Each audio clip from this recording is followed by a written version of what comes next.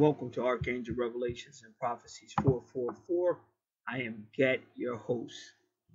The viewer, that's her natal chart on the left. She requested in 2018. She requested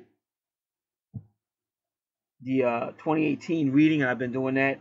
And she requested some of the months in 2019, and she may request some other ones. So now I'm doing this is February 2019, the first week, which is the new moon.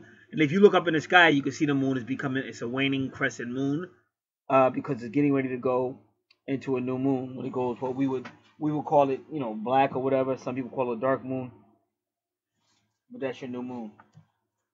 It disappears out the sky, looks like it goes black, and then comes back. So that always means new things coming out. So let's do a quick summary, because we've explained a lot of this before. We'll do a quick summary of what a new moon means. Give me a moment though, and then we're gonna go right in.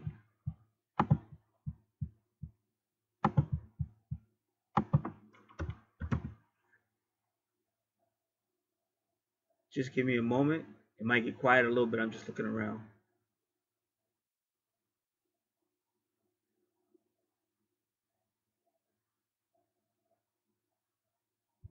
All right. Now I'm gonna look online.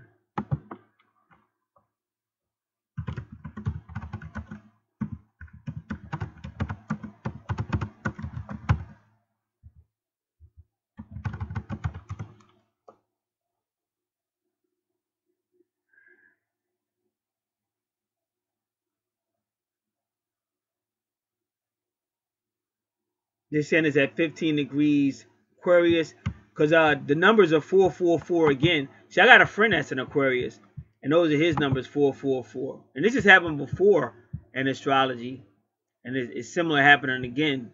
So I'm gonna tell him, because I already said them. It's 4:04 p.m. And it's on February 4th, so that's 444 again.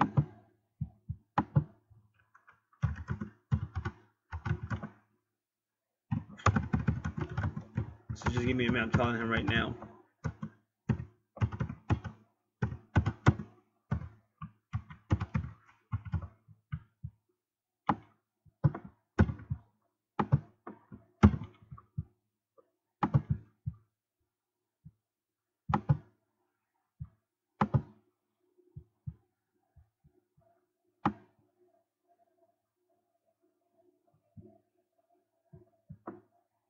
All right.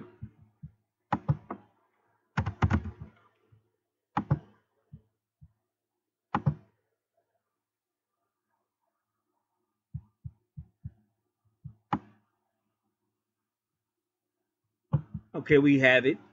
Because I wanted it to come from Dark Star Astrology, and we now have it.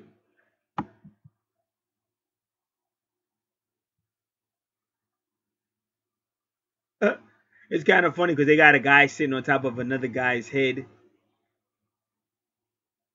and he's got on the yellow crown of a king. And it's kind of funny because Leos and Aquarius, they're on opposite sides, but it's kind of funny how they got the king sitting on top of the guy. So that's a great picture for me to send that Aquarius. The king's on top, not you. All right, because I'm a Leo, so I'm the king. But I've been doing videos about the yellow and the gold for people to keep up with me on the other channel. All right.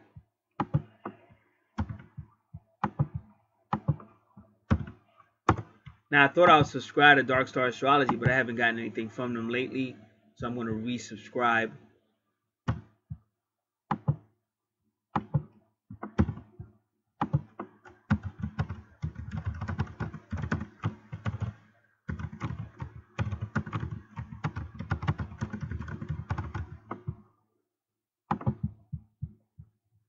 So give me a moment to come over here and subscribe.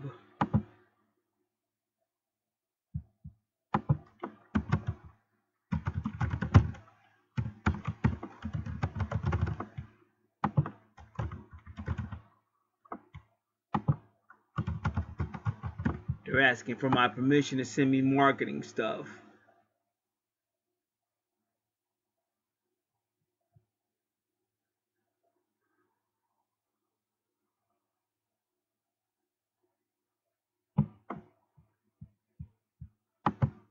which I really don't want to do, but hey.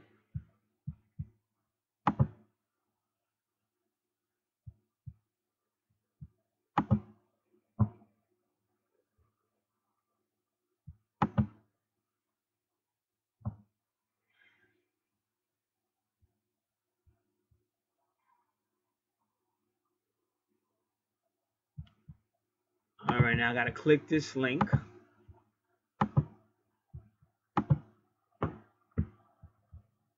And that should do it. Oh, the link had a sun with an uncle on top of his head. Oh, and it's the sun because that's my ruler. Is the sun. I'm a Leo, so that was pretty cool. And of course, when you really understand this stuff, you know about the Ankh, because the Ankh is just a cross. They swiped true spirituality from the ancients, and then they gave you their version of the ancient.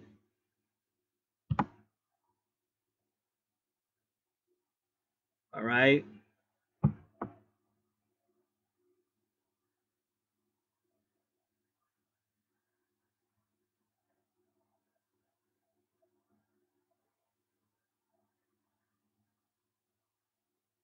Alrighty, so they're telling you that this particular new moon has to do with eye and focus.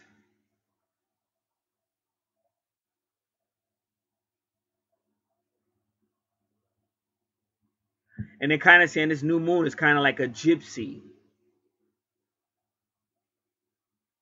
Has a lot to do with Saturn.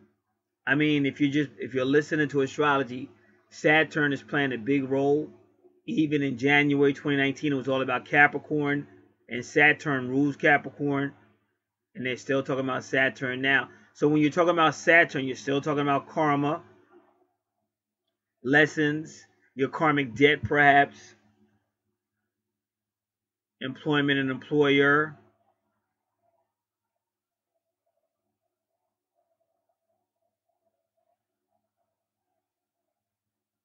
She said this new moon is going to make us grow up very quickly. If we've been hanging on to childhood patterns. Ironically, I had some very significant stuff happen this morning. This is January 30th, 2019, and I did do a video about that on my other channel. And I was basically saying the same thing. You got to get away from that childhood mentality if you're an adult. This is not bubblegum astrology. And the universe is not happy with people that are using bubblegum, using astrology for the wrong reason. So what they're saying in Dark Star Astrology is the universe is going to address that. And that's basically what I said.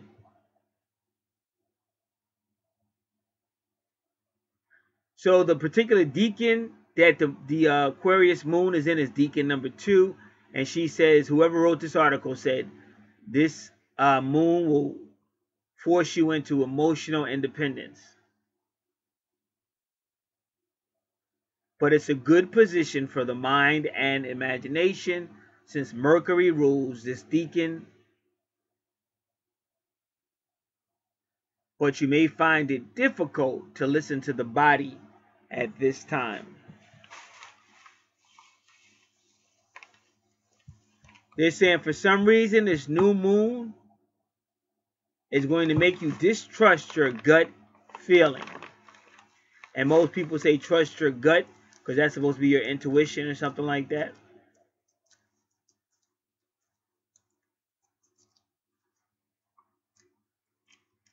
But you begin to rationalize every problem that comes to you.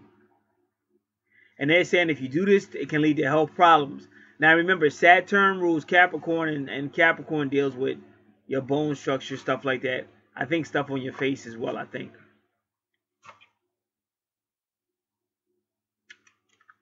So if you have body aches and pains, they say take it seriously.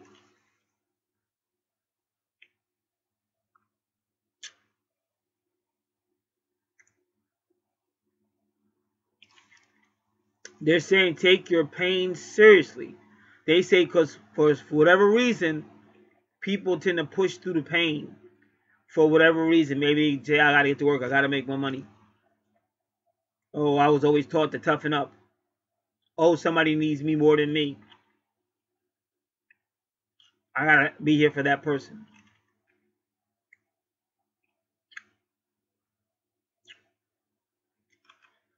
Those touched by the new moon could find themselves playing the martyr in relationships.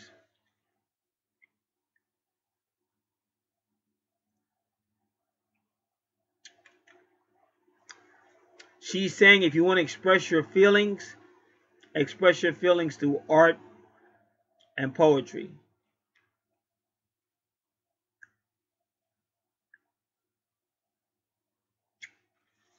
So she's saying even if talking about these feelings is difficult, try to talk about them through your art, your poetry. I would say email or any other way, but they are encouraging you to try to talk about these feelings.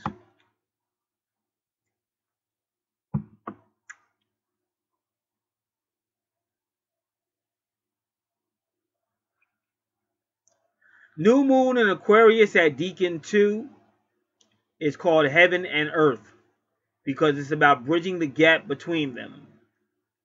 And remember, since last year in astrology, up above us, there's been some type of tug of war between the career Capricorn reputation, energy, and mentality, and the so-called non-Capricornian career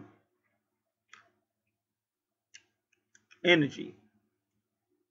That energy would be anything like relationships, family.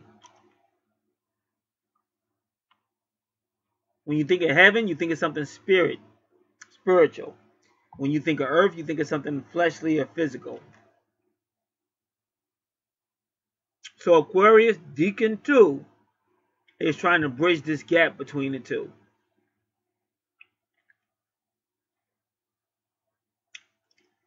So with this new moon, you may feel like you're in a state of limbo.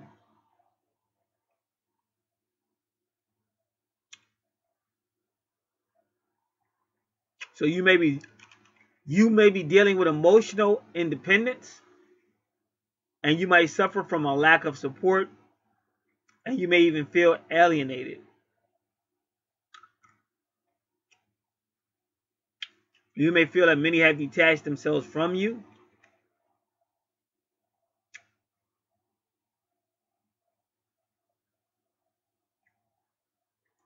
So this position supports the mind, but at the cost of the body. So they are telling you to take any body concerns, take any health concerns seriously.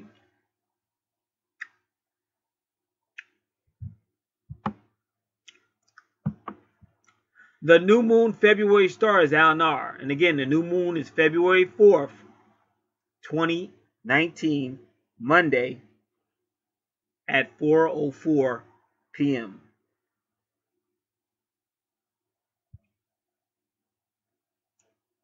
And Al-Nar is in the constellation of the Crane.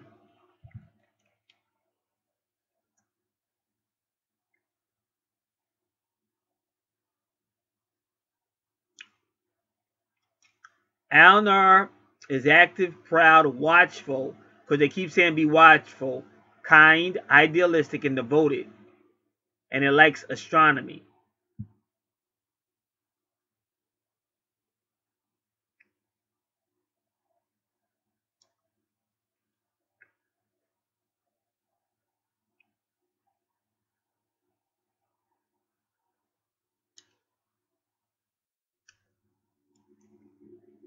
Now, in another star in the Deacon, and also one in the microscope, which brings out the geeky tendencies of this Deacon. Now, like I said, we just had a urgent message about twin flames and twin souls on my channel, and we're talking about one of the biggest geeks there is, the nerd, Steve Urkel.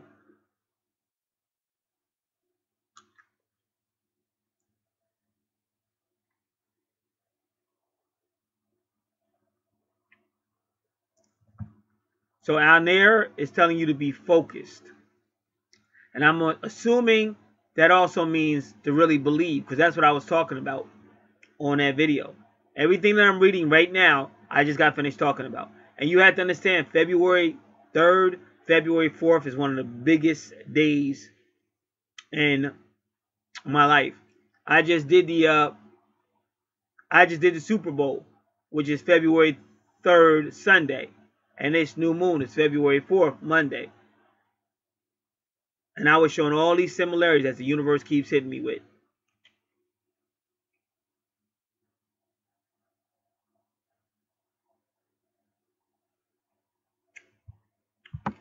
So they say when it's a new moon, you may be trying to plant new seeds, but you're essentially working blind without the illumination of the sun's wisdom.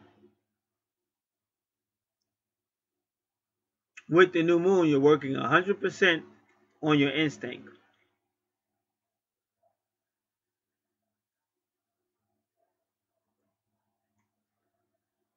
But that could be a problem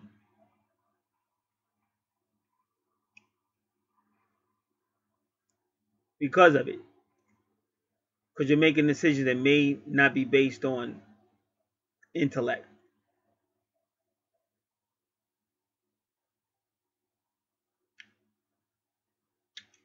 So they're saying it again. During this time, listen to your gut feeling. Listen to your body.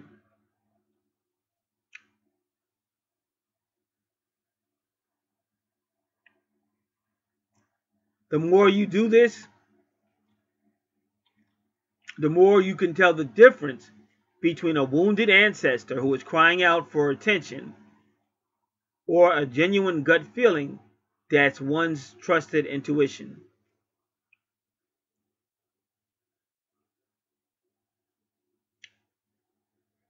You won't have the guidance of the sun, which is the light of truth, during this new moon.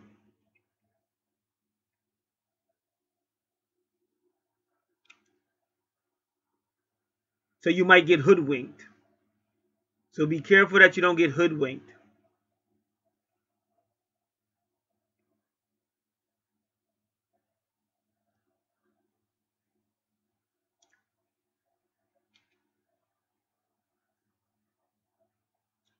They're telling you to plant thought seeds during the new moon.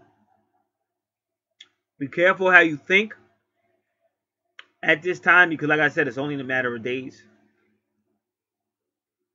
So be careful of your thinking and what you wish for.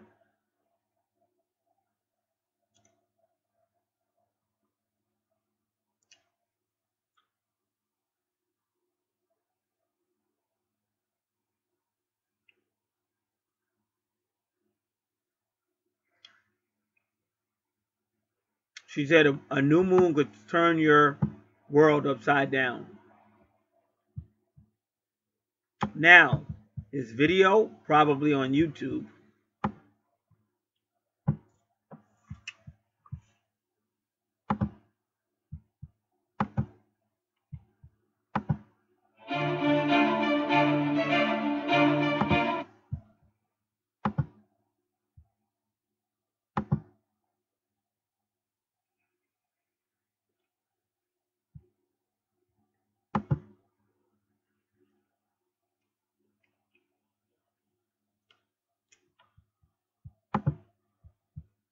So it's on YouTube, Dark Star Astrology, and it says New Moon, February 2019, under the radar. So you can check that out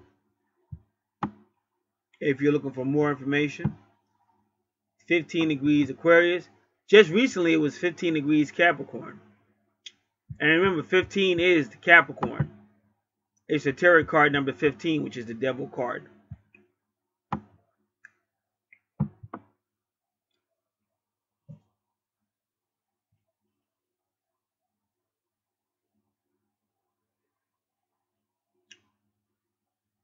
So the moon will sextile Jupiter at that time. And Jupiter rules over publishing. So there might be great songs that come out, great writing that's come out.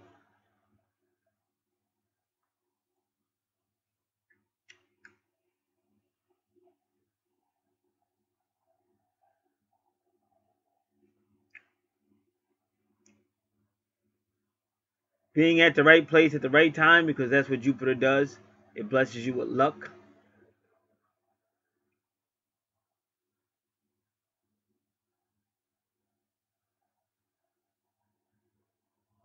But you have to be careful because of the moon working with sextiling Jupiter. It could lead to drug or sexual abuse.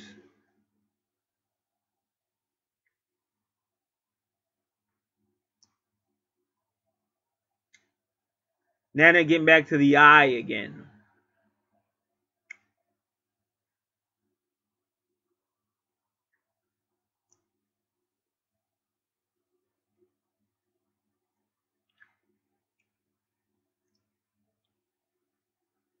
They say it's like having an eagle eye.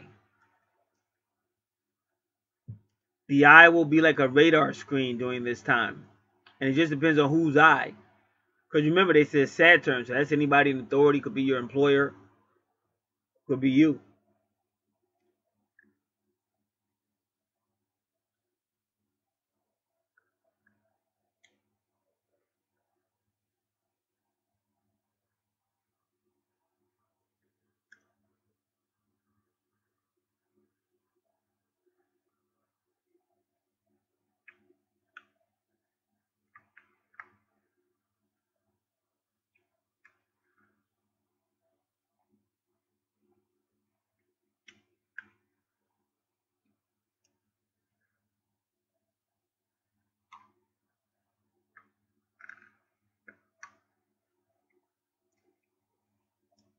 So they say you're going to be picking things up. Your vision is going to become more psychic because of this new moon. Clairvoyant, clairaudience, clairsentience.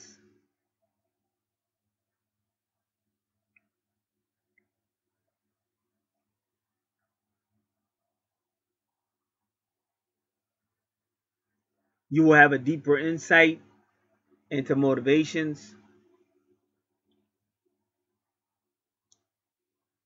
Several sides of all issues are taken mainly unconsciously so that they can see more than normal perception allows.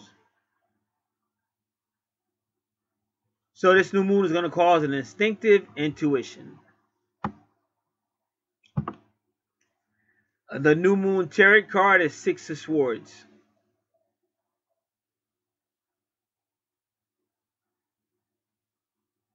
And that's about moving on and finding a safe harbor.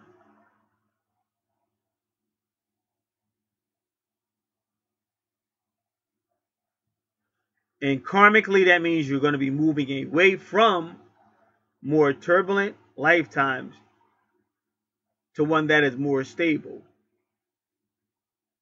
And you will also have a feeling of being protected.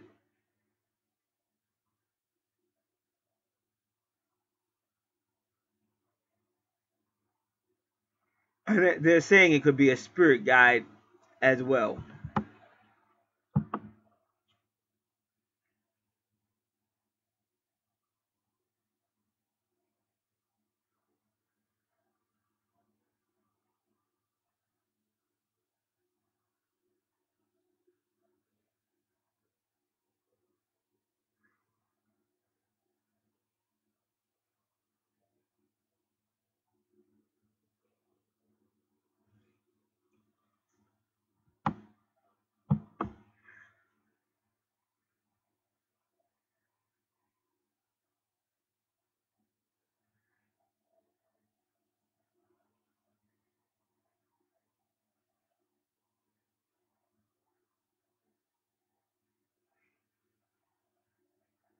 So Saturn sextile Neptune is serious about religion and spirituality. And remember, a lot of people are talking about Donald Trump, and some people are saying he's a fanatic. And they say he's more extreme than most Christians.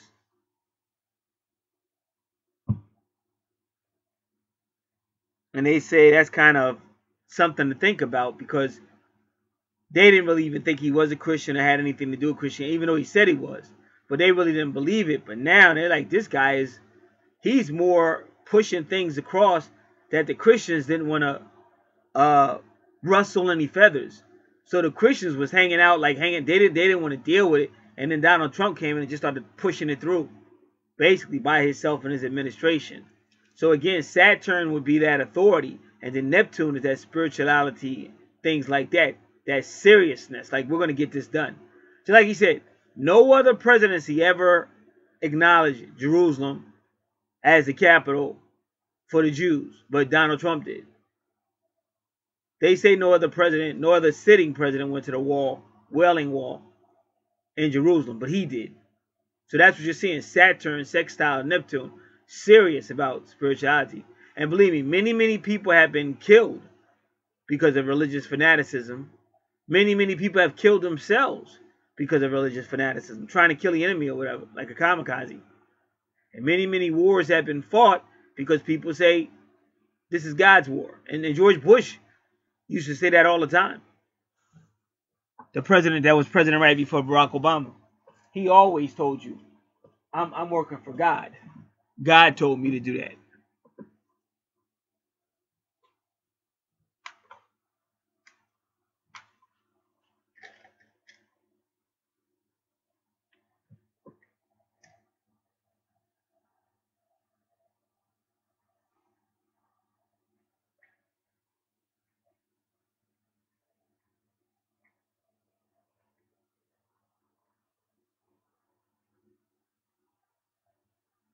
So they say you have to be careful because these actions can be melancholic and deceptive.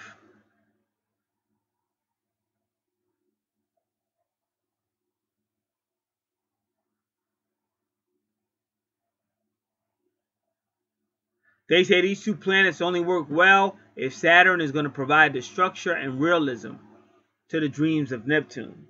Because otherwise, like I said, you get religious fanaticism. It's like saying, oh, you know, if we could just kill off all these people, we wouldn't have this problem. If we could just build a wall. If we could just build a wall and keep those... That stuff is just silly. It don't even make sense to anybody with a logical mind. And that's why they opposed him. Because it sounded crazy. And he's still trying to do it. That's going to solve everybody's problem if we build this giant-ass wall. We're so deep in debt. That's the last thing you should be thinking about.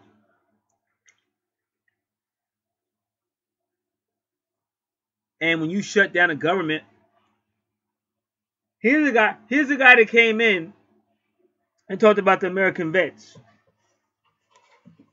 which no other president ever did. Sent these men to war, sent these men and women to war, and they didn't even want to take care of them when they came back. They fought for a country, their country, sent these people out to war. All the hell they went through, and people that got killed because of the wars and wounded and everything. And then they come back to their own country. The country don't even want to pay for them. Treats them worse than the homeless and the poverty people. And Trump said he was going to change that. But then he comes in and he shuts down the government, which means now even the vets are going to be affected by it. So that's Saturn, sextile Neptune, in the worst way. That's deception. Deception from those in power. God, excuse me, I'm taking a pill.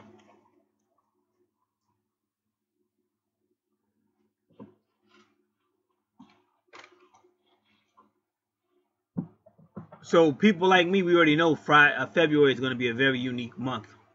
February 2019. Prophetess Bola talks about it on her channel. You can go to Prophetess Bola and she gives you a prophecy for February 2019.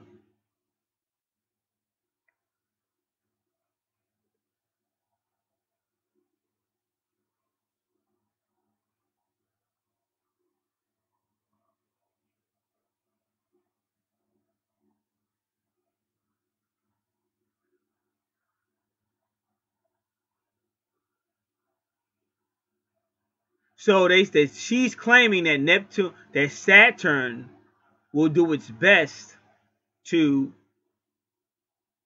calm Neptune's deception. But I'm saying it all depends on who we're talking about. Because I'm telling what I just told you. From what I just said, Saturn is going to actually be a little crazy. Thinking they're working for God, and this is the best thing for God, the best thing for the country, and is going to continue to be domineering. Because Saturn can be domineering. Especially if you were dealing with a Saturnian retrograde, because that's abuse.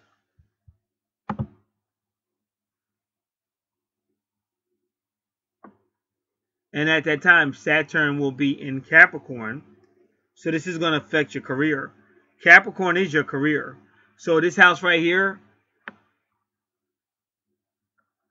1, 2, 3, 4, 5, 6, the sixth house. 1, 2, and that's your job as well. Daily activity, 1, 2, 3, 4, 5, 6. And it's also about health. And even Pluto's at 21 degrees. That's the world card. The world card is Saturn. And then Venus is there at 1 degree. So now you got to run over to the 10th house and see what's going on. And then there goes Taurus with Juno. So it's going to affect her as far as it. Like, you have to understand what goes on here. Somebody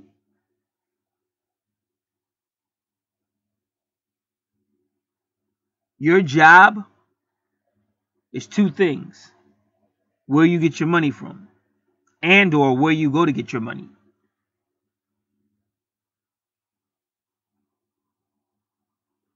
So you always got to remember that. So somebody says, what's your 10th house? Well, this person's 10th house might be the fish market. That's where they work at. Somebody else's 10th house is like, no, I date older women and they pay me. But that's still his career. That's where he gets the income from. And then a location. Well, where's your location? Wherever. Whoever I'm with at the time. Whoever house I'm over, wherever we're at. That's the location at the time. Like, I remember watching a movie where a guy was in New York City and he ran a business, but he had no office. So what he would do was, on his cell phone, he would walk up and down the streets in New York City and he would just do business. And if somebody wanted to see him personally, he would meet like in a local like coffee shop or something.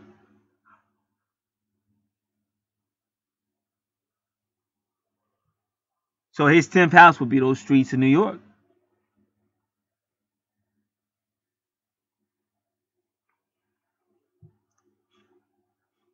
So right now you're seeing the 6th house of home, family, health, daily activity. And usually Pluto is a transformator. See, these are lessons. They both teach you lessons. Pluto will teach you lessons, but Pluto is also trying to help you transform. And then Saturn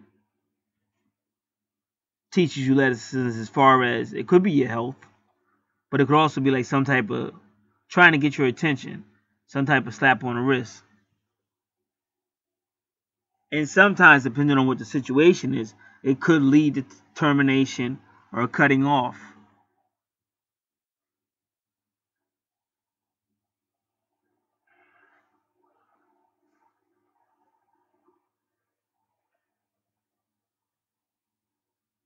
So in her 10th house and or 6th house, because your 6th house can be your job or your daily, where you live at daily. But you see that Juno and Taurus in the 10th house. And you see she has Juno and Taurus. And ironically, her Chiron is at 10 degrees.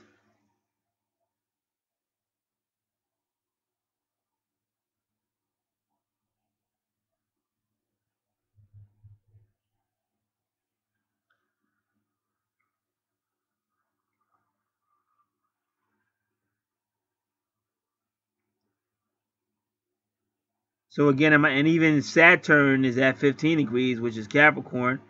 But see that 1 degree Venus, again, like new beginnings of love. with the new moon. And if you notice on her chart, Venus is at 0 degrees in Taurus. And then in her second house, well, the chart's second house is Virgo. Again, it's her true north node is Virgo. And then at 14 degrees is Sagittarius. It's temperance. And again, temperance will be ruled by Jupiter.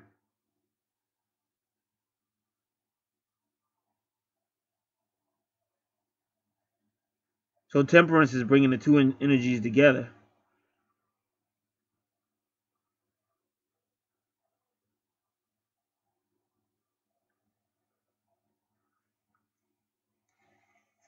So it's very earthy because we talked about heaven and earth.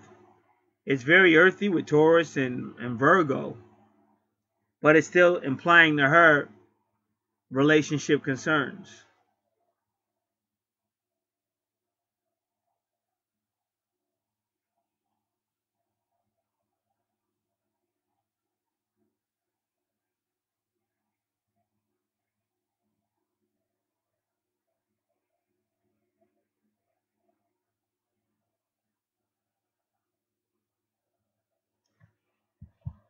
All right, let's continue.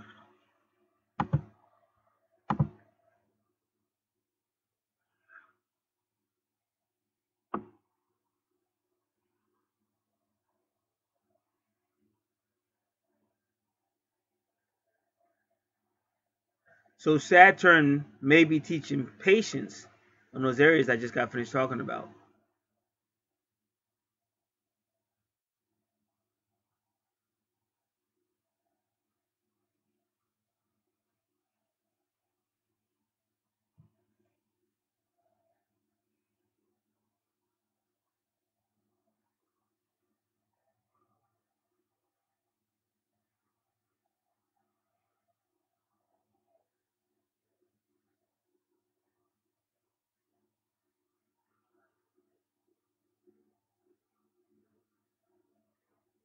So they're trying to get this person to a point where they are not self-indulgent or ego-driven. And that's another reason why the sun goes out, because the sun can represent the ego. So in the new world, things go dark.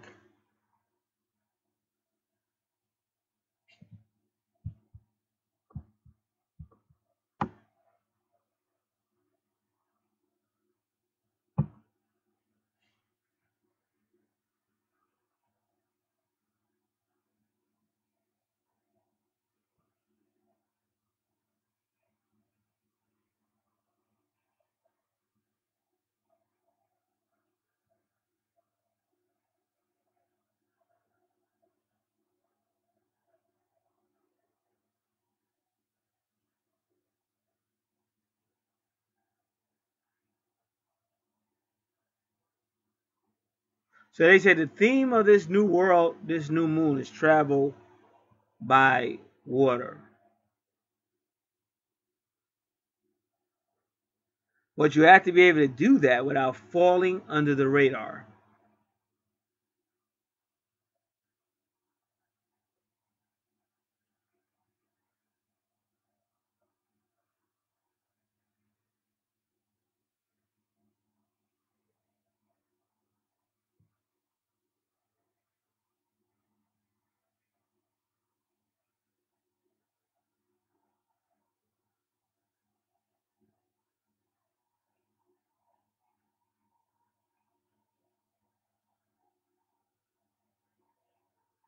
So now this person is saying that immigration, she said this is how World War III is being played out through immigration. But if you just study World War II, Trump is doing the same shit Hitler already did. The exact same shit. And I believe when you're dealing with Saturn energy, you're dealing with history as well.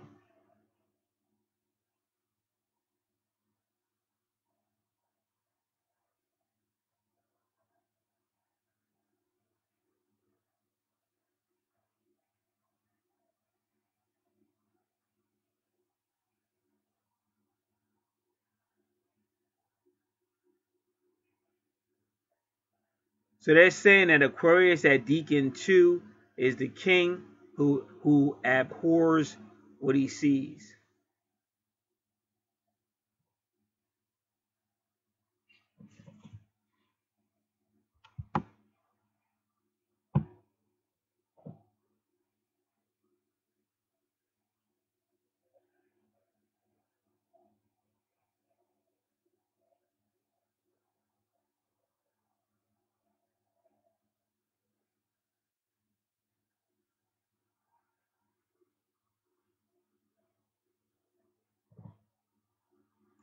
So they say under this new moon, February 4th, 2019, focus on projects that are dear to your heart. Use your willpower to see these projects all the way through.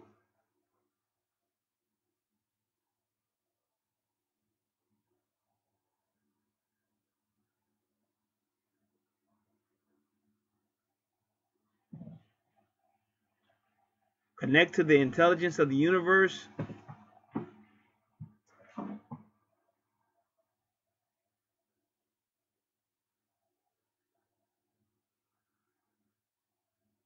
Tap into your higher self. Don't follow the program. See, there they go again with the Capricornian, the Saturnian program, the matrix, versus, say, your spirituality and things like that.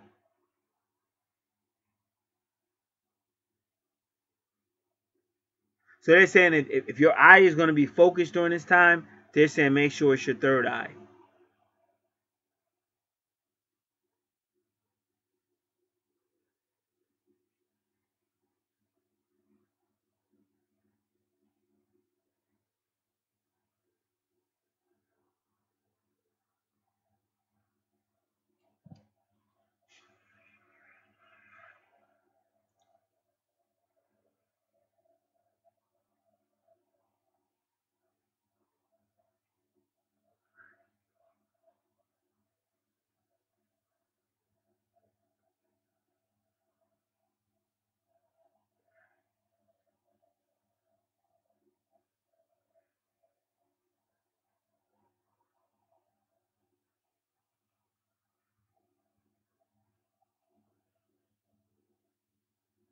So during this new moon,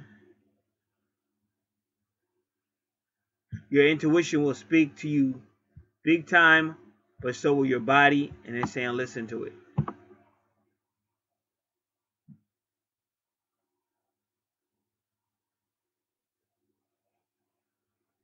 All right.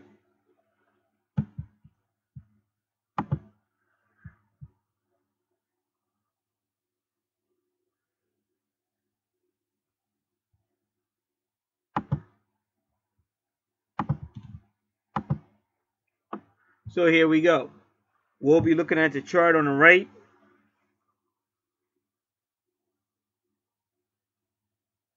As I said earlier, the chart on the left is the person who requested this. All right, chart on the right immediately. The ascendant.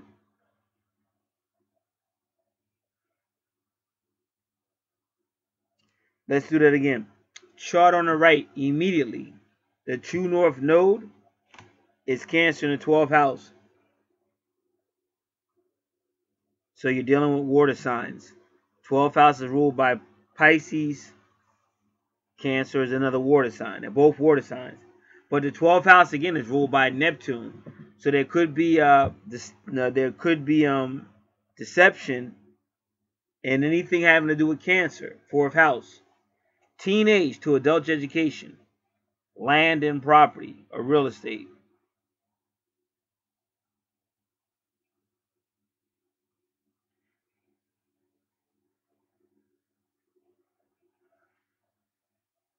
Family and ancestors.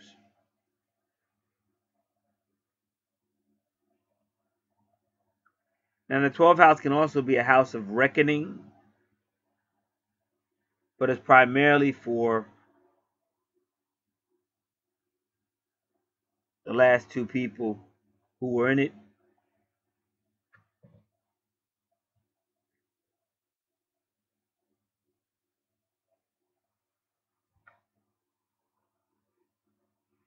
This is going to be for family, like I said. It could be friends and ancestors, family and ancestors. Uh, the mother who raised this person when she was younger, that mother would be Imom Coeli, and that's the mother in your subconscious mind. Especially like when you're dealing with the fourth house, the moon might be there too, because that moon and the fourth house represents Imam Coeli.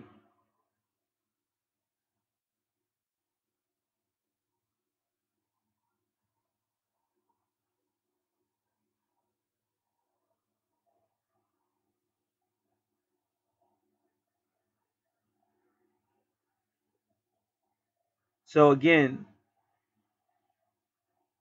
it's trying to bring some type of ending to the family, and the 12th house is usually about reckoning.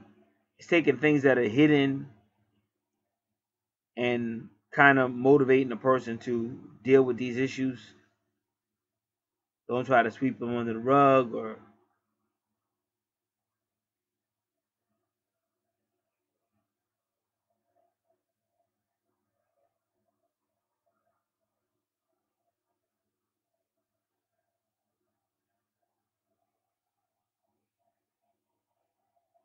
And even the EP is your East Point, and that's number 15 again. So that's that Capricorn energy. And the East Point could be the ego. The ego. EGO. The ego.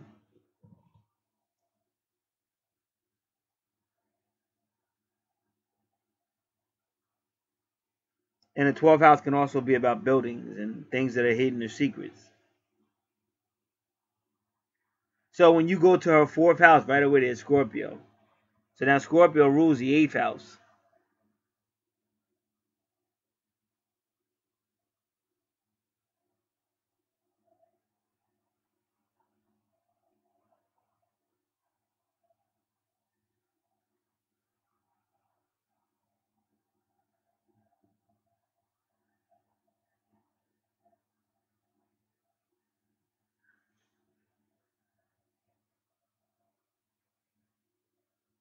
So when you have Scorpio in the 4th house, again that could be like power struggles, fighting over wills and inheritances, lack of support.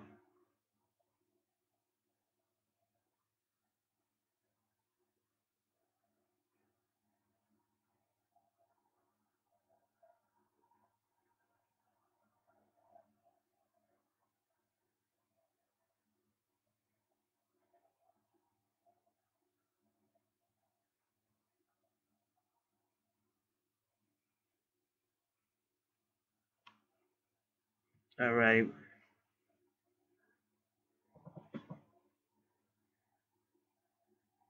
And look at that, 2-2, the ascendant, and Leo again.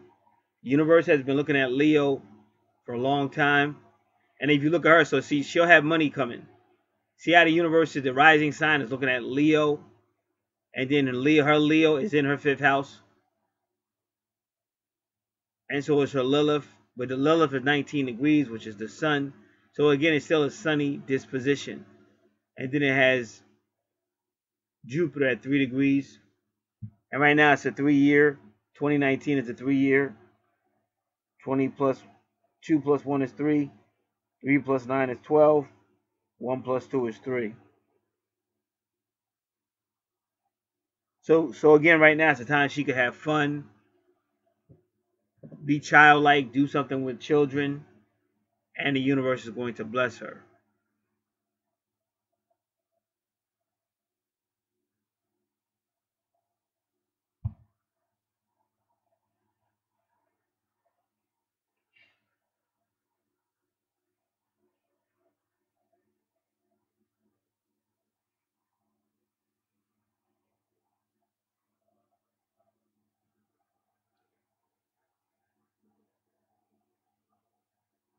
All right.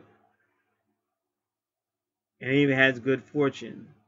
So yeah, just manifest a Leo personality and you can't lose right now.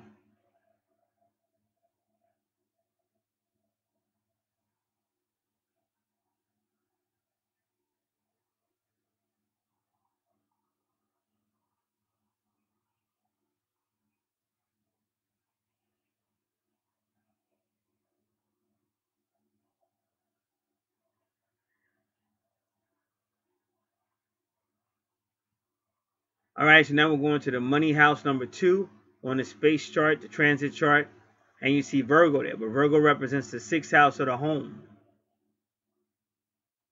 Now,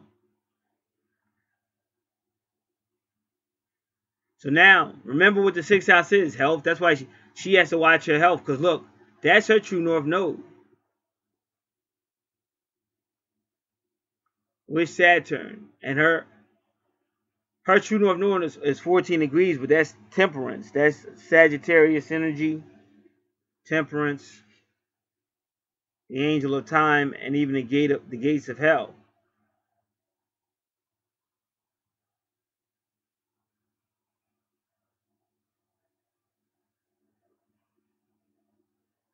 But again, you have that Saturn right there. So like when you look over here in the 6th house, Saturn and Capricorn. So she just has to be careful of anybody trying to choose her time or manipulate her.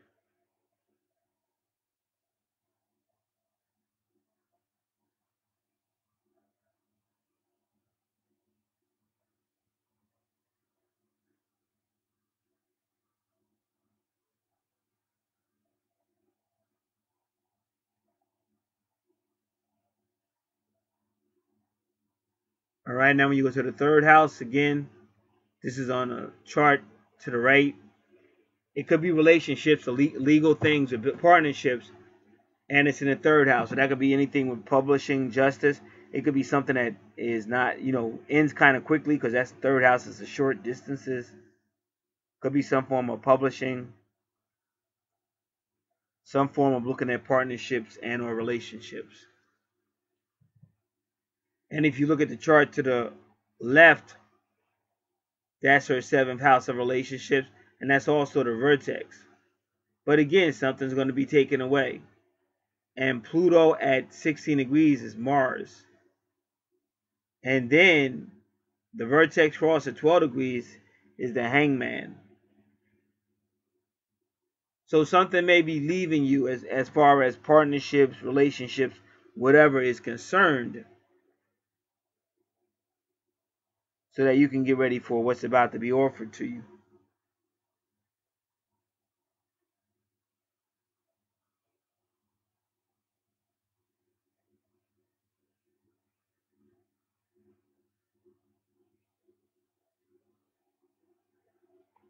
So she has to be mindful of that.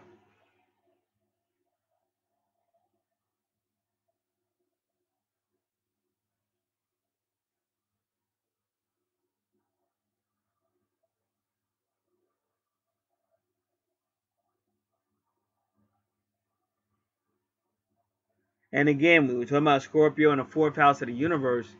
Well, her Scorpio is in the 8th house, but it's got Uranus retrograde, which means anything could happen out of anywhere. So again, you just got to be careful, because you don't want arguments and things to just go left. And that's why sometimes we just can try to work it out. But if we keep running away from it, it's never going to get the healing that it needs.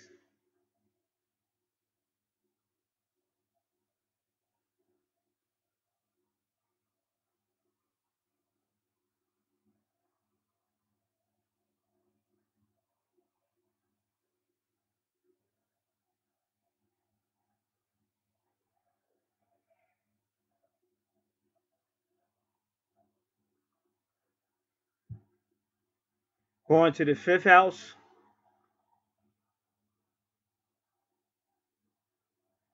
Again, your fun house, but it got Sagittarius there with the universe again. And this is for real psychic people.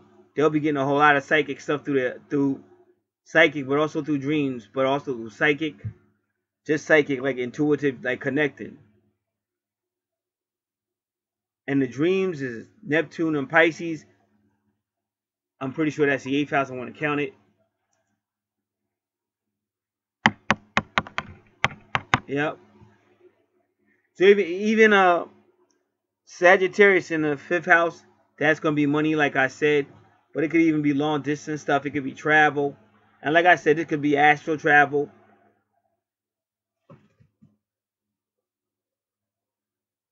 Both for Jupiter and the cross is at 18 degrees. So you definitely want to check that out. We're going to check that out. But it really is a good time for Leo and those who are in the fifth house having fun or being childlike or hanging out with the children.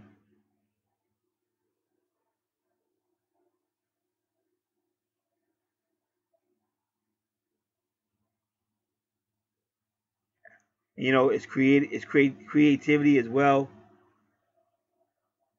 But like I said, it's a lot of psychic stuff too. And it's the vertex cross, which means something is going to happen. But again, in order for it to happen, you still have to be like in those areas of the fifth house, fun, something childlike, even creating something, or it could come to your way if you're isolated, but usually you would have to really be out. And even so, not just be out having some type of fun.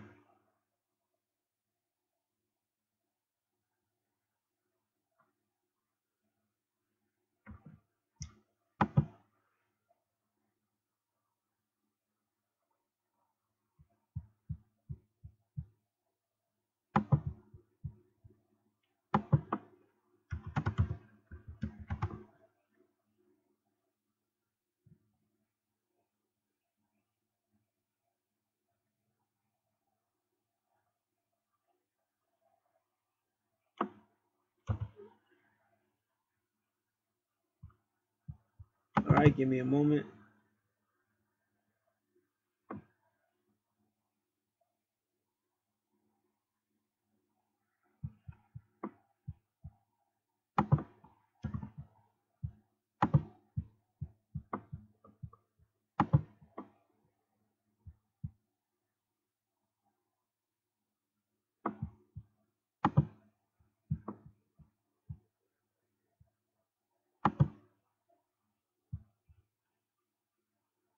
All right, give me one moment.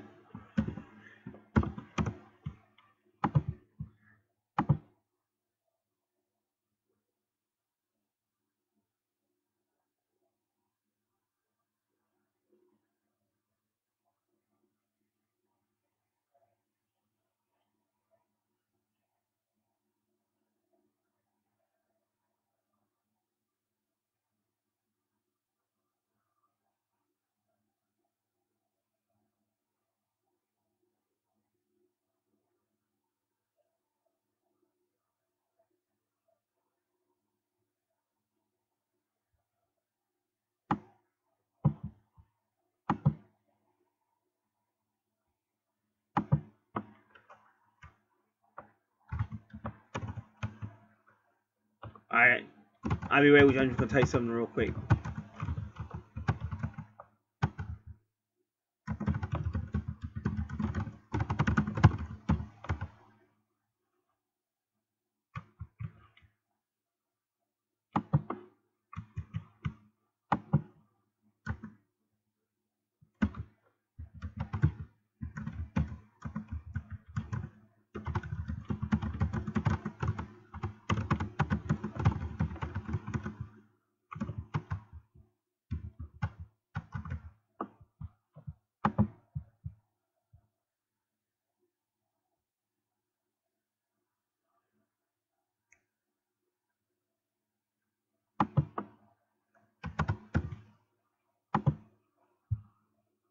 All right.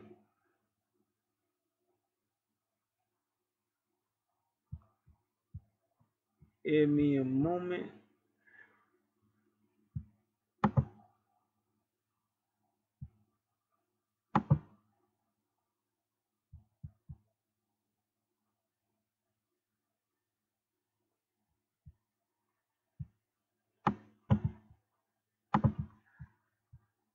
All right, so now we're looking at that number 18. It's in the fifth house on the transit chart, the space chart to the right.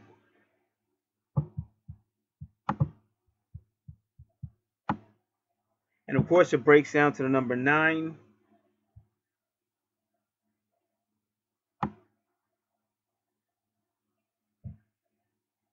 Oh, and that is your moon card.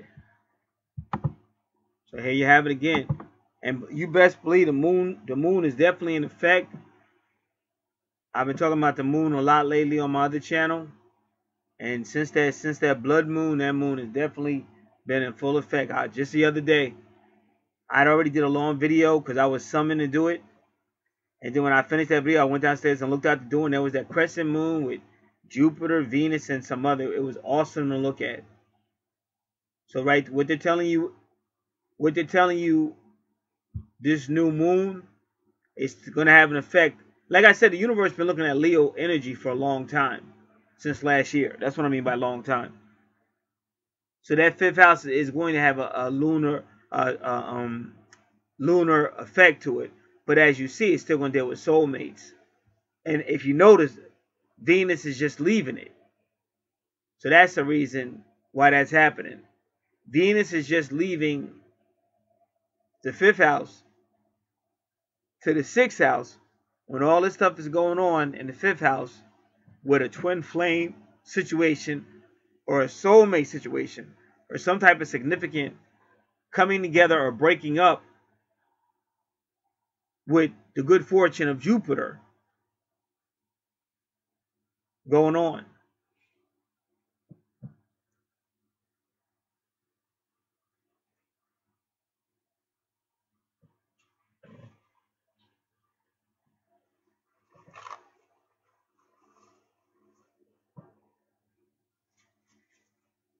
And somehow Venus will be affected by that. But her fifth house, her Leo energy, her Sagittarius energy is going to be affecting her Taurus connection because she's got Juno in Taurus. And Taurus is her sun sign.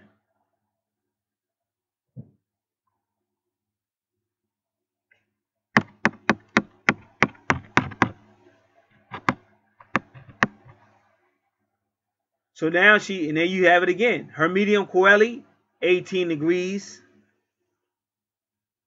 And Aries energy. Mars and Uranus. Now Uranus and Aries are very aggressive. And Uranus is anything comes out of nowhere. And Uranus at 28 degrees can be highly extremities.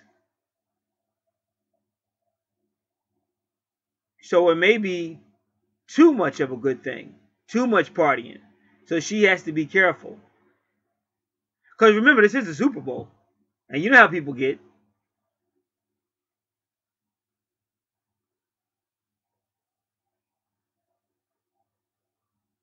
And yeah, ain't they playing the Rams or something? This is awesome. Now I got to look this up again.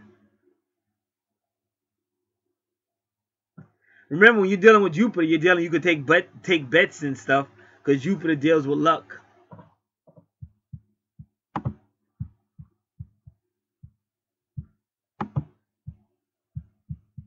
Gambling, that's all the fifth house. Gambling, luck. But again, because of Uranus at 28 degrees and Aries, again, you have to just be careful. Because when Uranus, anything could happen. Just got to be careful. Didn't say not have fun, but just have to be careful.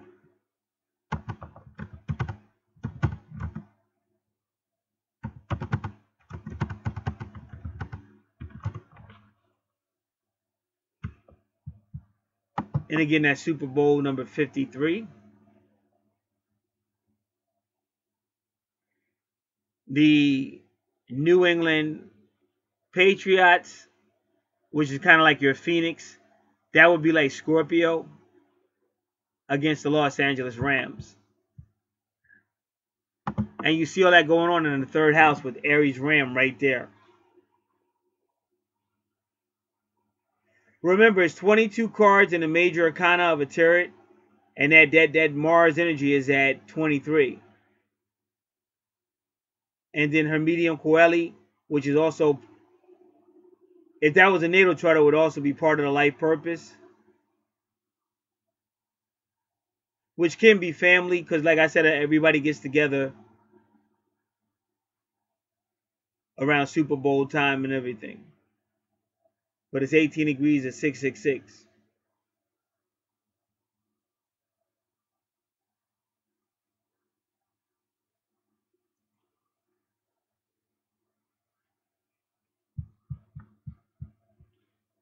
'23.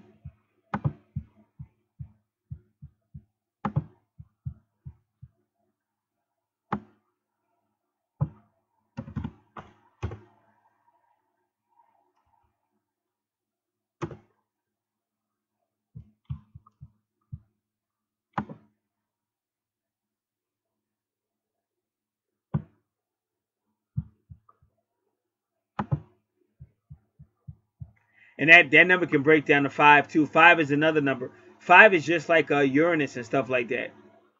It could deal with something that happens suddenly. It could also deal with travel. So can Sagittarius, things like that. Like I said, because you know how people are around Super Bowl, they really lose their mind. To a lot of people, that's like a holiday, and they're gonna travel somewhere. And usually, when you're dealing with if you're dealing with Gemini energy, it's usually like more local travel, short distance travel. When you're dealing with Sagittarius, it's more like long distance travel. But it also deals with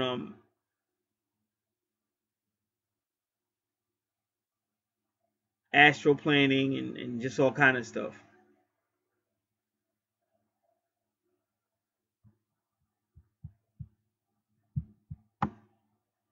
And the ninth house is your higher self, philosophy, religion, higher laws, anything foreign, long distance, international, seeking truth, religion.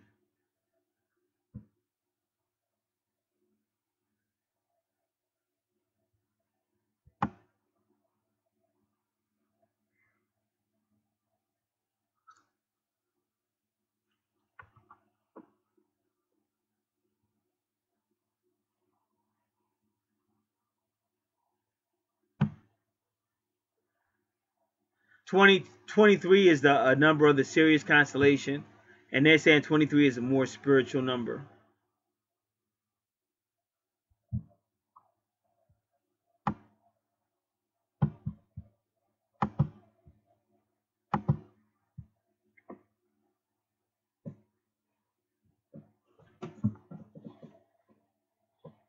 And again, if you look on her chart, leaving Aries is Venus at 0 degrees.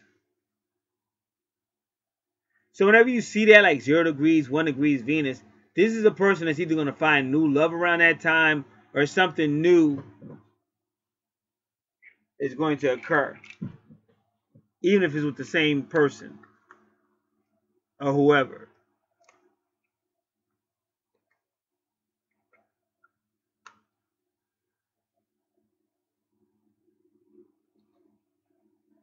And when you look at her Sagittarius, you see Neptune, which we're telling everybody be careful of Neptune because it can be a deceiver.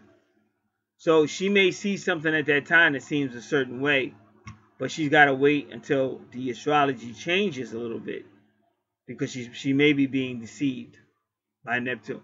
And Neptune at 19 degrees, that's the sun. And ironic, her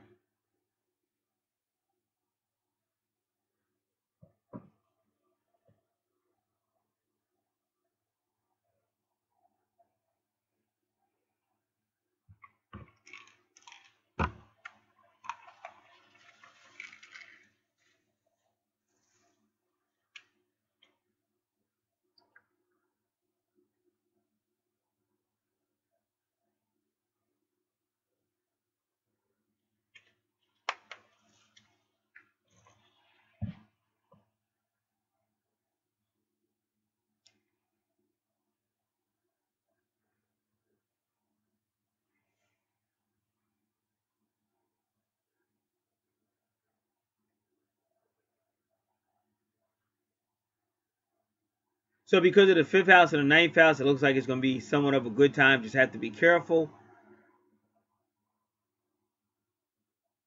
But it looks like the love and the finance may be good. Now, whatever symbolizes home, you have to be careful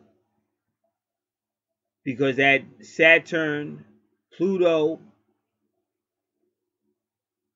and Capricorn are bringing some type of karma or lessons.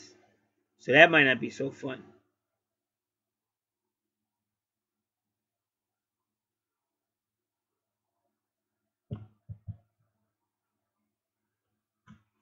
And again, when you look at the chart on the right, the space chart, the natal chart,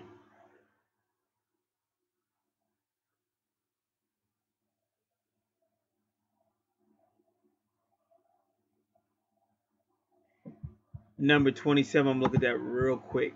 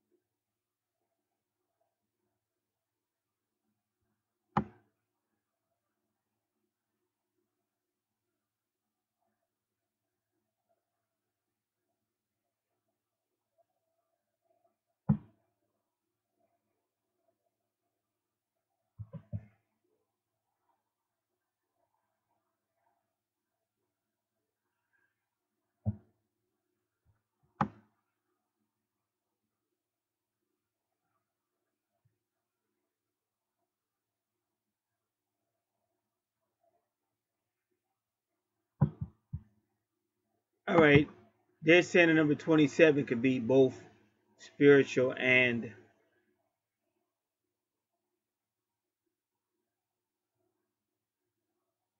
material or physical.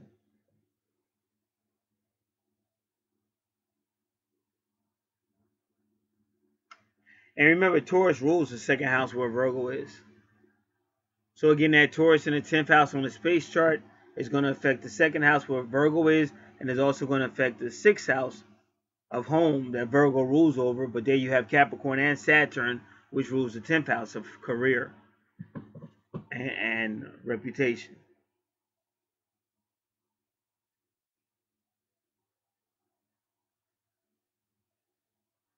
So then when you get in 7th house, there it is, a moon sign.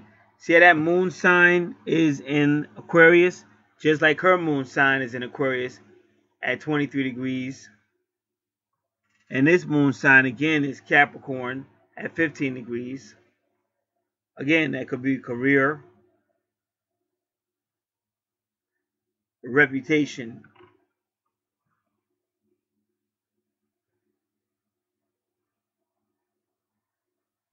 or two people being bound.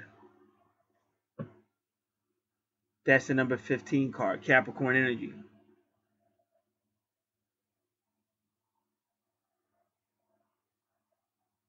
So Aquarius, again, wants to be free.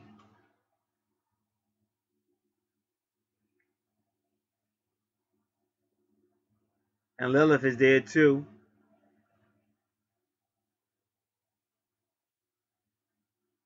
So Mercury at 19 degrees is like the sun. And pretty much 20 degrees can break down to 2. It's about balance or couples. Diplomacy.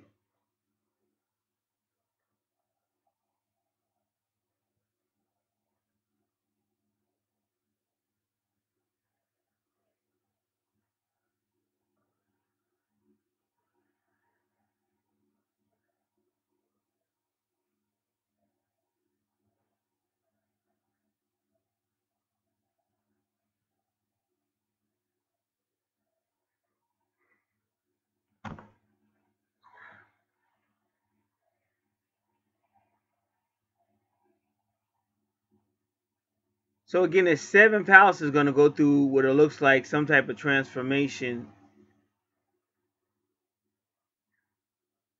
relationship partners, business partners, the law, karma.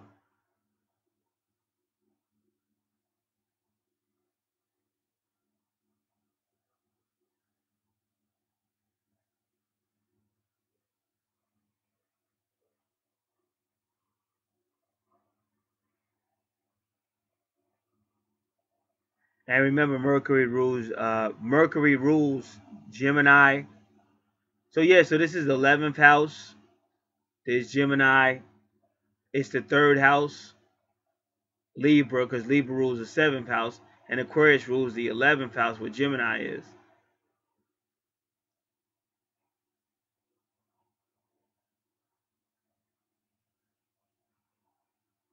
And all these are air signs. So if you see what he's doing, whoever designed this chart to the right, they put all the sun signs together in a way. Now they got all the air signs together.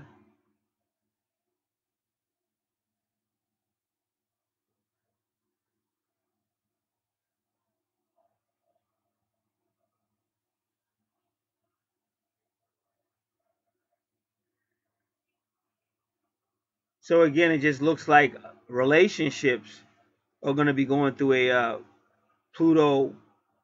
The relationships are going to be going through a type of change as well.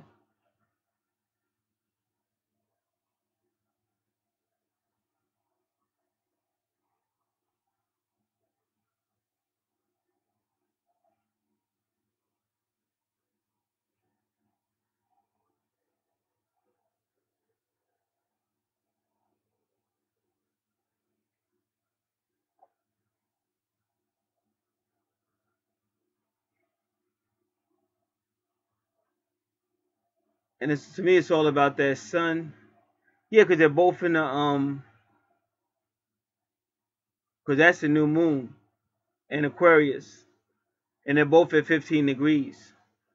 So remember, when you're dealing with the sun and the moon, you're dealing with the feminine and the masculine. You're dealing with the internal you and the external you at 15 degrees. So to me, what it looks like it's doing is trying to liberate what's bound.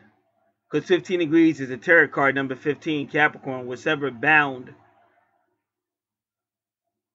it gives you a chance to speak, shine some light on it with Mercury at 19 degrees. And everybody knows that Lilith can be repressive. But they're actually, with this new moon, they're actually giving the 7th house of the relationship the freedom, or Aquarius, to speak up. And even when you go to the 11th house, you see Gemini, which is the communicator, just like Mercury, ruled by Mercury. And remember, Virgo rules Gemini and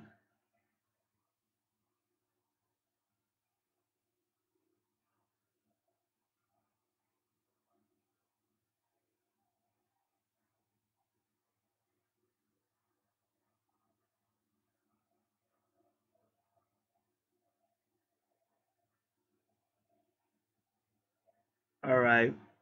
And of course, the 8th house is going to be very psychic. People are going to be having dreams, and that's number 15 again. So this is the goat. On one of my recent videos, I talk about Capella. Capella is up in space, and she moves all over up above. She moves all over. Like one night she might be in one area, another night she's nowhere near that area. That's Capella. But she's also called the goat.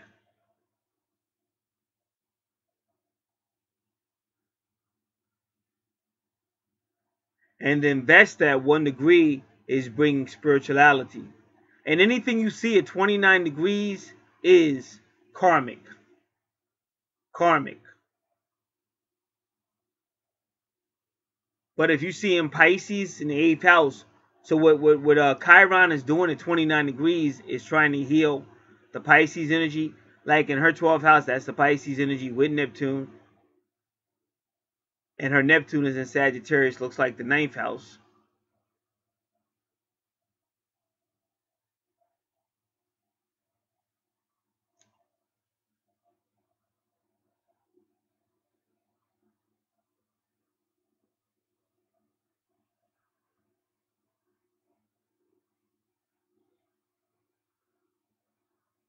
So that's going to be a karmic meeting in the 8th house. Now, wherever Scorpio's at. And like I just told, see, her Scorpio has Uranus retrograde, meaning anything could happen.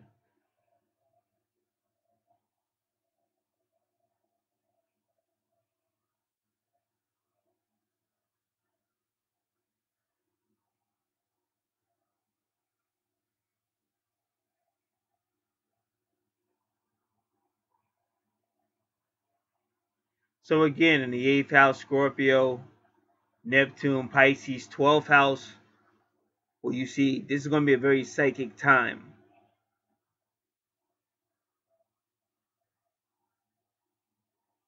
So we might have to be mindful of what family members and people around us say, especially for the zodiac sign, Scorpio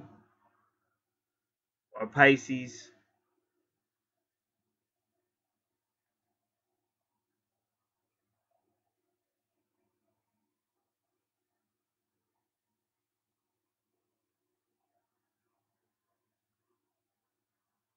Ninth house we pretty much talked about. Just a lot of fire there. And again, what's in the ninth house? Your higher self, long distance travel, religion, philosophy, higher courts, religion.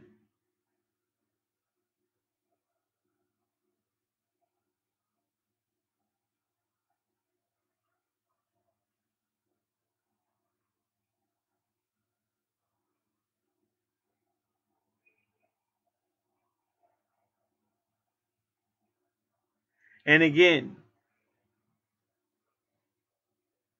whenever you see like medium coeli, that's your true north node as well. Cancer can be homeland security, because this could also be military stuff. And then when you get to the 10th house, again, we already connected the 10th house to Saturn and Capricorn, and that could be your president, your pope. It just because even on your tarot card, the pope is the Hierophant card. That's Taurus energy.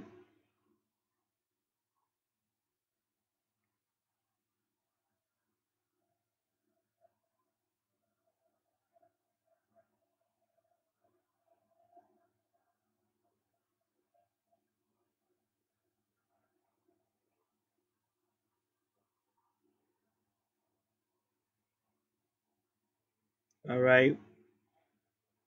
So that's 10th house, 11th house. We already discussed. 12th house. So if you look at her chart to the left, we're going to go around to Aries. First house. It can be a very exciting time, but just be careful. Second house, Taurus. It seems to indicate that there will be some type of love thing. It may be a newness, but also 27 degrees Taurus. See, that's getting close to your karmic degrees. Those are later degrees. So it might be something old versus something new. And some of the times it'd be the same signs that's in your house. Like it might be somebody with a Aries energy or Taurus. Might be. But it doesn't have to. All right, so let's go around the chart now because we did everything. We went around the 12 houses, especially to the right. The space chart, as above, so below. Remember, this is probably going on now. It doesn't necessarily have to be February 4th when the actual new moon occurs. It's going on now.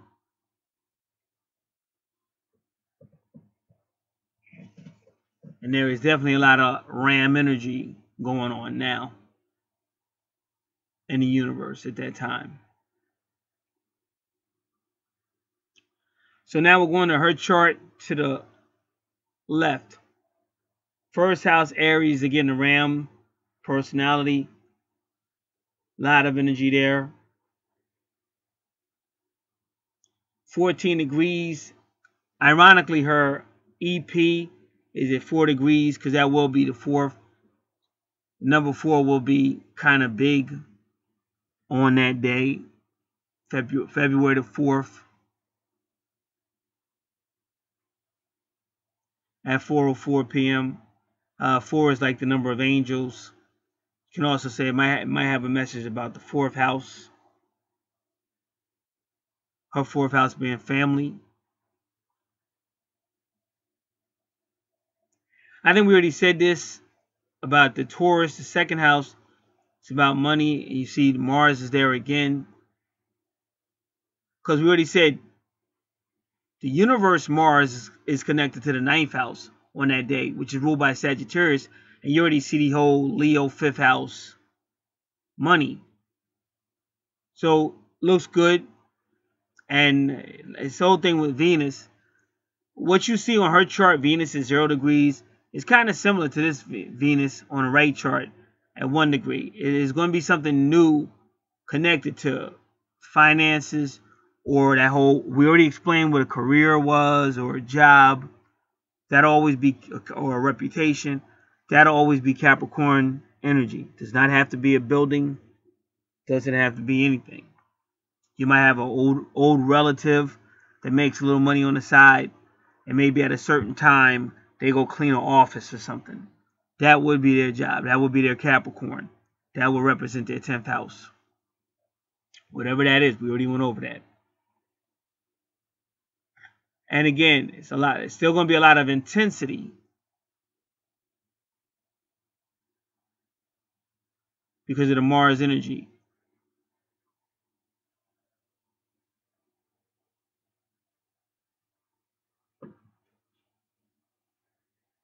Again, 14. See the number 14 again? Mercury, 14 degrees. We already said Mercury is the Temperance card, Tarot card, which is all about bringing two together, balancing things out. But it's also called the Angel of Time card, and it's also called the Gateway of Hell.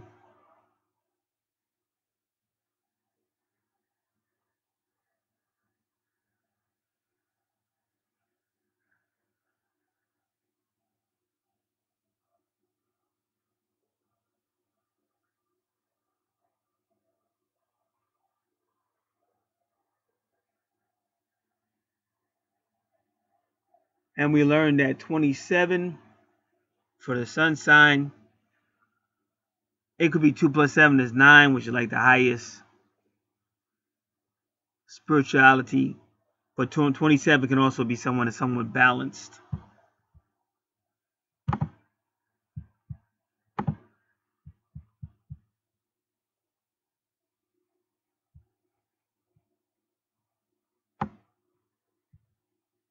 And that's what 14 does as well.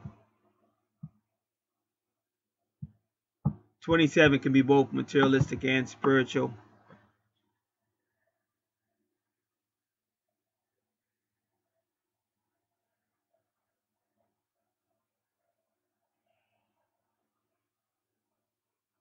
Or third house Gemini, not a whole lot there.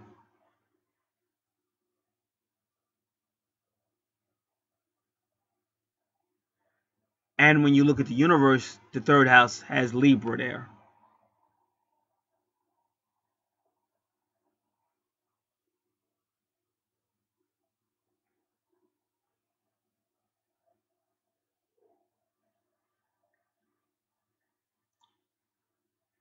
A fourth house Capricorn, or her fourth house Cancer.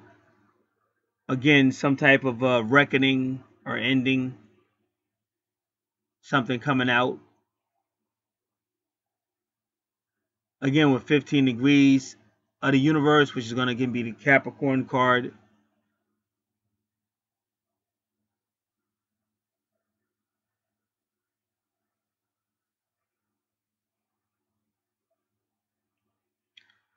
And in the universe, the fourth house has Scorpio.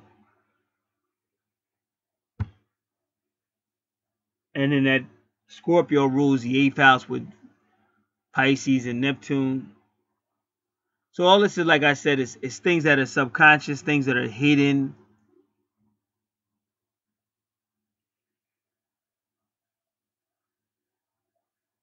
So in her 12th house, where Pisces is, those things may come out around this time. Because new moons can be a time of revelation as well. Sometimes new moons start things that become better revealed during a full moon. But the new moon kind of starts it. Her fifth house is again another fire sign, Leo, but it's looking real good with Lilith. Even Lilith at 19 degrees is somebody who wants to let you know what's going on. And even when you look over here, Lilith is at 20 degrees. And on both these charts, Lilith is not retrograde. And a lot of times when you see Lilith, she's retrograde. So this is more like the person wanting to get it all out. And that's why you see all these women marching right now. See, Lilith and Aquarius is a woman that's coming. So her fifth house is basically saying a boldness for that female. Her maybe coming out with some things. And Jupiter is going to give power to it, expansion, but it's got to come out. And Leo may be a person. It may be the astrological sign Leo. Because if you look at the ascendant, it's Leo with 2-2. Good fortune. And all good fortune is just an amplifier for the most part. Whatever energy is there, good fortune tends to amplify it. So it could be her becoming more bold like a lion, or could just be good fortune, good time with Jupiter and Leo, just having fun, but everything's... Or Lilith may bring out some things, and now she's more bold to bring out some things that she wasn't really bringing out before. But either way, her Leo energy, her fifth house is going to be blessed around that time.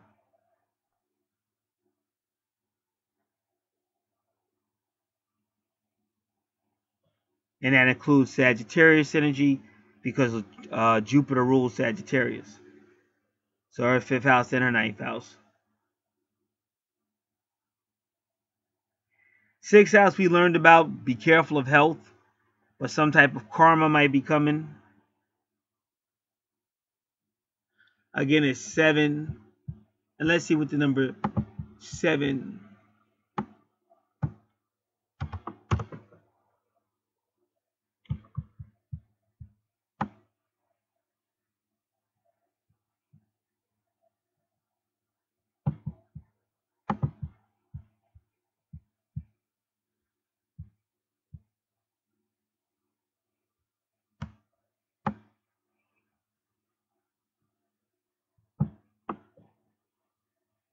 It doesn't have to be, but 7 can be internal.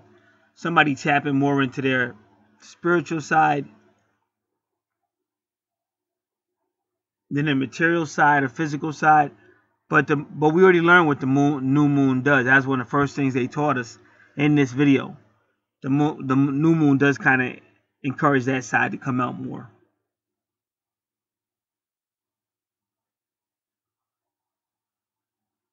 But it may make a person become more analytical or perceptive.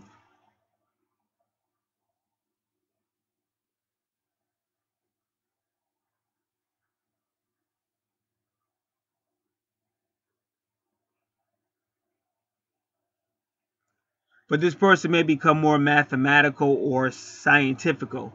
Well, that's like metaphysics, like what I do, or even alchemy.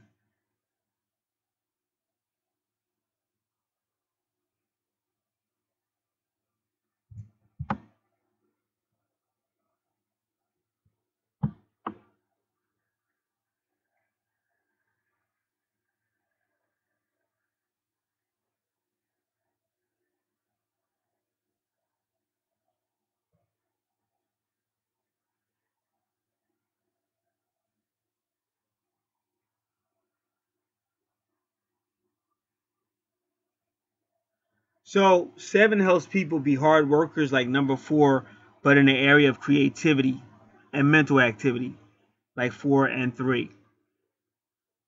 Not like 8. 8 would be more physical, more hard worker, but for like physical things. And they say number 7 is the Chariot card.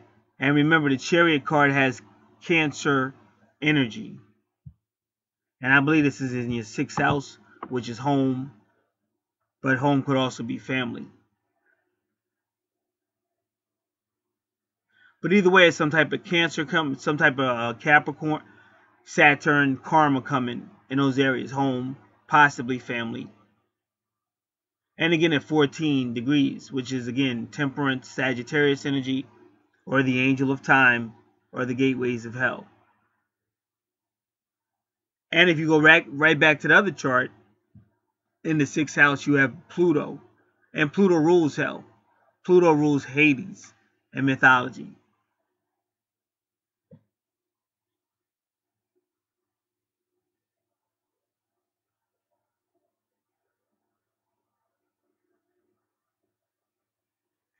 Seventh house, the vertex at 12 degrees. Pluto retrograde means something devastating would happen, and it's at Mars. But that's the 7th house for Libra. But again, this is the 7th house right now in the universe is really women speaking out.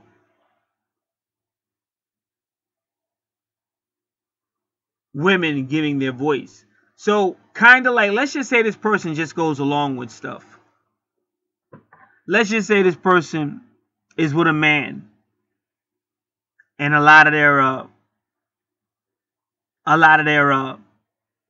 finances come from him, and so they kind of keep their mouth shut because they say, I don't want to rock the boat. But even with that, with this particular arrangement, it'll come out. It could come out normally, or the universe will force it out. Like when you see Pluto retrograde, it could force it. So it'll force it out. So something that's inside may come out. Could come out normally, or it may be forced out. But it will come out. Where women just are not gonna. Cause see, like with Trump, with the wall. See, that was a hand he played, but he kind of fumbled. Because up until that point, people were saying, oh, what's he going to do? And everybody was saying, we're not scared of him, and we're going to stand up to him, and we don't like him. But nobody knew exactly what he would do. But it's like any other bully. So then when he shut the government down, that was supposed to scare people to death. Oh, I need my money. Oh, I can't work with it. I got to get paid. Oh, let's do whatever he says. Oh, but Nancy Pelosi was like, nah, that ain't happening. I don't care what you say. It's not happening. And then you begin to see this bully kind of back up. So that whole wall was the Pluto retrograde that more or less would force somebody who normally would just put up with it to say no. So if you look on this chart, if you notice, going into the 7th house at 21 degrees is Pluto, which is a transformer. So on her chart, to the left, something will come about, if it hasn't already, that causes her to kind of speak more in that whole partnership, relationship, Libra energy. And remember, 16 degrees, number 16 is Mars. But when you follow both of these charts, Mars is being significant in the relationship factor. Because on this chart to the right, Mars is close to where Taurus is. And then Aries is right there. And then on this chart, her ascendant is Aries. And then her sun sign is Taurus. So it may happen that way.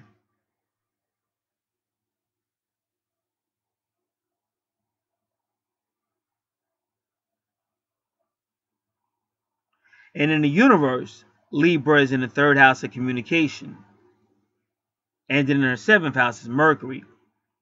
So it's really implying that something is going to move this person to actually bring out stuff that she normally may not have done. And we just read that too. They were saying find out a way to communicate. And I forget what they said. They said music or art. And then I said like email, whatever way you can communicate. And then her 8th house is Scorpio. But in this 8th house, it's Pisces and Neptune. We already went over that. Be careful of Neptune's deception. But this is all about taking Pisces into the 12th house on her chart, which is ruled by Neptune. It's about bringing stuff out that's normally hidden and trying to come to some type of reckoning or ending. Dealing with 8th house energy of Scorpio. Uranus retrograde. Uranus rules Aquarius, which is her moon sign. And all this stuff is representing things that are normally hidden. Moon can be hidden.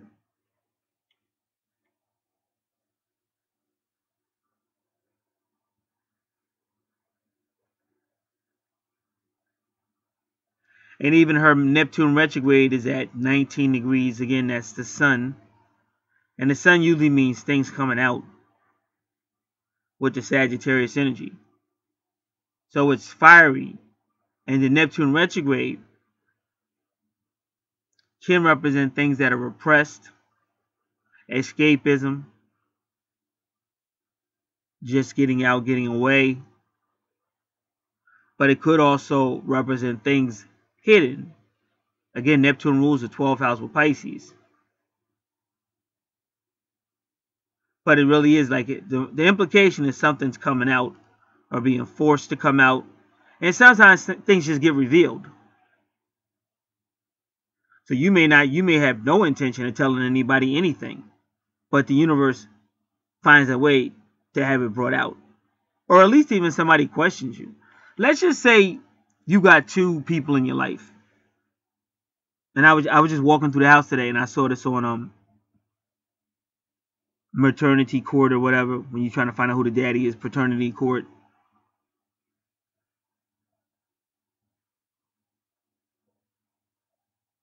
And you might be dating date number 2. And you might be at a location where you see your boyfriend's one of his close friends. But somehow your date number 2 is there as well. But when you see your so-called your boyfriend, the other person, his friend, when he sees you by some weird ass chance, he doesn't see the other guy, but he sees you. So now you're shook up because now you're wondering, well, did he see the other guy? Because if he did, he's going to tell my guy, the other guy, that I was at a date somewhere with some other man. So you're hoping and praying that he didn't see, and you're also hoping and praying that he doesn't even bring it up because you don't know what to do. So you say, I'm not saying nothing. And hopefully he won't tell the other guy that he saw me at a restaurant or something, or wherever. So then, like I said about new moons. So then, that's how, this is just an example. I'm not saying this is going to happen. But, so you don't say anything. So all of a sudden he does ask you. He says, oh, you went to so-and-so this week? And then right away you're like, oh shit, you're shitting bricks. Oh shit, does he know? And you're like, yeah, I wasn't there that long and blah, blah, blah, blah. So it might be your body language or whatever. But he's saying to himself, well, why didn't she tell me that? Why didn't she tell me she's at this, fancy place at this restaurant? So that's the irking of a new moon. The new moon starts to say, hey, something ain't right here. Again, I'm not saying this is going to happen, but I'm giving an example. So that could build up for the weeks to come to the new moon. Or it could all blow out on this moon. But essentially all I'm saying is on the chart, there's something internal that the universe is going to be trying to bring out. But it's also the divine feminine, or Lilith, who's egging for freedom. Because again, it took the wall to really make Nancy Pelosi say, oh no, that ain't happening. You want to mess up your legacy and don't have these people getting employed? They can't get paychecks. Some of these people are leaving and getting other jobs and stuff. Do you honestly think these people are going to re-elect you after this? Smart guy? Go ahead.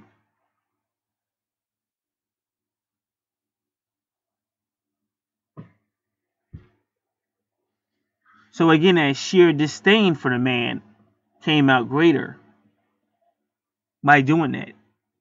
Then he tried to backtrack, and now he's playing another bluff. Which, okay, you got 3 weeks, and I'll shut it down again. But I don't know if that's a smart move. And they was getting closer and closer to stopping people's food stamps and all that Section 8 stuff. And then ironically, right now, you got former Governor Christie, who's from my state of New Jersey, with that new book that's coming out. It's not a good look, because there's only so much bad press you want. So that's going to, whether people realize that or not, that's going to be another factor, because that's a friend. That's one of Trump's friends, is Christie. And because of the election, they have a soiled history. Plus, Trump had him fired. Not Trump personally, but somebody in Trump's administration had Christie fired, and Trump ain't doing nothing about it. So it's a little salty right now, but he doesn't need that bad press. Like when he came out and said, "Oh, Christie knew about Bridgegate. Christie knew about Bridgegate. Give me a break. You know he knew about it." But then secretly he had to apologize to Christie, because Christie's kind of powerful too. So right now it's things going on that's going to make him think twice before he shuts that government down again. I'm not saying he won't do it, because he's a little nutty. But if he was really sincere, he wouldn't have did it the first time. He would have just kept it shut down. But he went back because he knows it ain't working. He thought he was going to bluff his way to get what he wanted, and it didn't work. And I don't think he'd do it again, not no time soon. Especially with Christie coming out with the book. Because all he's going to do, and everybody's thinking Christie's going to run for president.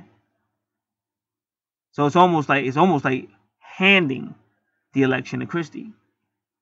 Because believe me, Christie would have had a great chance of winning the first time until he bowed down and became like Trump's flunky. Because that messed him up. He went from looking like, oh, this great guy, a former attorney general, he stands up to Congress. He looked like a hero. Then all of a sudden, even Saturday Night Live was like, he's like Trump's busboy. So nobody really had respect for him as much. So now he's starting to get his reputation back by writing like a tell-all book and saying he doesn't agree with everything in Trump, and he's beginning to pick up pace again. And if you notice on The View, Whoopi Goldberg never said nothing bad about Christie. She actually took up for him. Because the other woman, I think her name is Sunny. It's funny how we're talking about Sunny in metaphysics. Sunny don't get along with Christie. I did some background track. They don't get along. They was arguing before that. Way before that, they was arguing. They always argue. And so she tried to devour Christie. And Whoopi Goldberg stepped in and said, hey, wait a minute. Let him talk. Let him talk. So you can see it's starting to pick up pace. This is all astrology is what I'm trying to tell you. So on her chart to the left, what I'm saying is there's something there. Possibly in relationships as well as family. But the universe is trying to bring it out. And that is part of the Capricornian karma that you're looking at.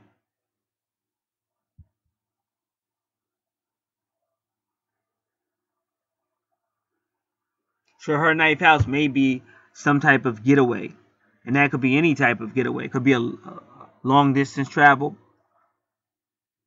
Or it could just be getting something off of your chest, something out that's hidden. But either way, it's going to be a getaway. Neptune retrograde means escape, let out, let go. Now her 10th house with medium Coeli at 3 degrees. Again, would be career, but we already defined what career could be.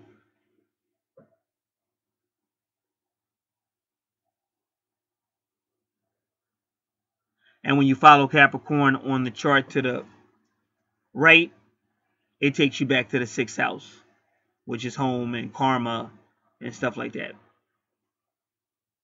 And Venus is there too.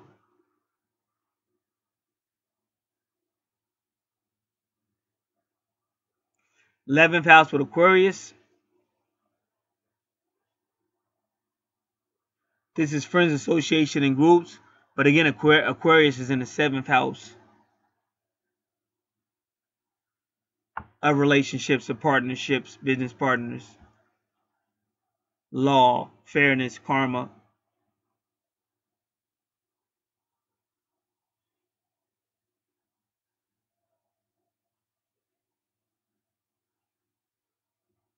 So we covered relationship, family, finance, the particular mood of that time. We covered the fire signs and the energy that's going to be spitting out. The air signs, in my opinion, will have a measure of uncertainty, but the universe is forcing that to become more specific.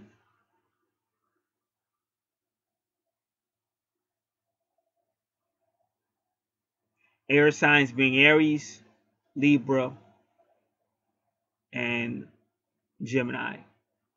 So yeah, that the air signs are kind of shaking up their relationship or the partnership, or things that are karmic or fair, even open-ended enemies. And again, like I said, now I gave you the analogy of the guy's friend who sees this female at a restaurant. He don't see the guy she's with, but he's wondering what she's doing there. See, that at that point, even if he wasn't an enemy before, now he's kind of like an enemy. You might not see him that way, but he's fighting against your interest. And that's what an enemy does. Like if you had a good job and you was making a lot of money,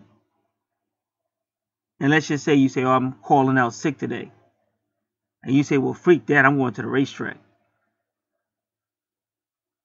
So you're at the racetrack, minding your own business or something. And somebody come walking by and say, hey, what you doing here? Yeah. And then that same person knows your boss. And he'd be like, yeah, I saw so-and-so the other day at the racetrack or whatever. And then, so that's kind of like, they just messed your spot up. Because now your boss is like, oh, I thought you were sick. You're fired. And that guy might not have meant to rat you out, but he's not thinking. But in that sense, he's like an enemy. Because he just got you fired. So you got to understand when astrology talks, you got to understand what they mean. Because a lot of people, they want to argue every nick, nook, and cranny instead of just listening. And it doesn't mean you hate the person, because the person didn't mean to tell on you. They didn't mean to get you in trouble, but they still serve the purpose of the enemy. Like when I got fired in 2016 because of my twin flame, the guy that was backing her up was like her cousin. They both looked alike, because this is how I told you about twin flame. It's just weird like that. But her cousin looked just like her, and they had the same last name. But he didn't know what was going on. So because she was lying, I looked like the bad guy. But the truth of the matter was, she was the one stalking me. A very manipulative person. And plus, it was just my karma. It was my karmic debt to suffer, because apparently in a past life I did something to hurt her. And this is all at the career. This is all Capricornian at the job. So this guy, he's thinking I'm a bad person, because me and him would have been friends if it wasn't for her. So these are the things I'm talking about to try to bring clarity to these things. And when I got fired, it was under a Pluto retrograde, which is when things just hit you suddenly, out of nowhere. And that could also be Uranus or Uranus retrograde. Uranus and Mars together could be something that happens all of a sudden. And Saturn in the 7th house, or Saturn in Libra, could also be something karmic.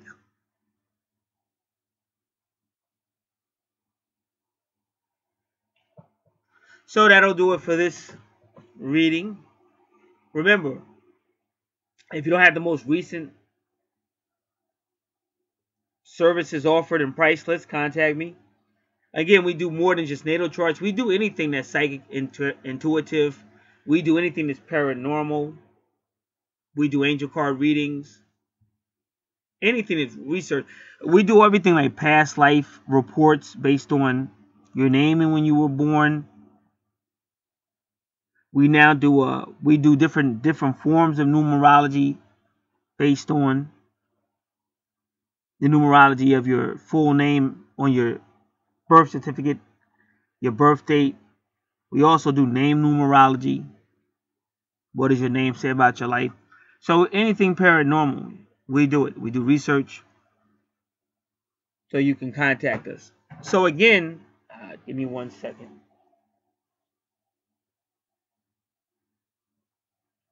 So again, now for the first couple of weeks in February 2019, as well as, well, we're out of here. It's already January 21st already. It's already Thursday evening. We're almost out of January. But she'll be dealing with that for the first week or two in February of things I said. And again, when you hear these things, take notes. And I did that on purpose. That's why I made sure at the end I went around the whole chart. Because people sometimes they don't want to take notes and they're not really paying attention. And then when they get their reading, they feel like, oh, you know, I didn't really learn anything because he was just talking, and then blah, blah, blah. So I wanted to make sure I went through house for house around it. So that way now you got the whole concise of what's going on. Because from my experience, it's usually pretty accurate. But you have to understand you're dealing with energy. So it may not always be specifically what's said, but the energy is still there, because you deal with people that, oh, you said this and it wasn't that, and blah, blah, blah, nothing happened in my 7th house, and blah, blah, blah, blah, blah. But they're not looking at the overall. And the bottom line is things happen a lot of times internally. Like, I think that Blood Moon changed a lot. I really do. Now, I got a soulmate I work with, but me and her just could never connect. But it's a lot like my twin flame. Because last time I saw her was the other day, and it was almost back to the when we used to be separated. But in a way, I feel like if that's how it is, that's how it should be. And who knows, I might see her again, and, you know, who knows. But that's the vibe I got off of it. But I really think that's Blood Moon affiliated. See, a lot of people think just because things happen, oh, this is my twin soul and my twin flame, and I can tell by the synchronicities, and I can tell by my dreams, and I can tell by this and tell by that, I'm meant to be with this person. But the truth of the matter is, if you were really meant to be with that person, the universe would actually bring you to be with each other.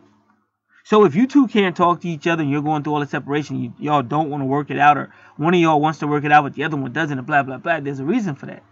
And this is why most twin flamers, a lot of them, it could be 7 years go by, 10 years go by, and they still don't connect. So I teach reality. Like, if you see it's not coming together, you have to move on with your life. Because if it was really, really meant to come together, it would. Anything that's meant to be will be. I'm on some Doris Day right now. Que sera, sera. Whatever will be, will be.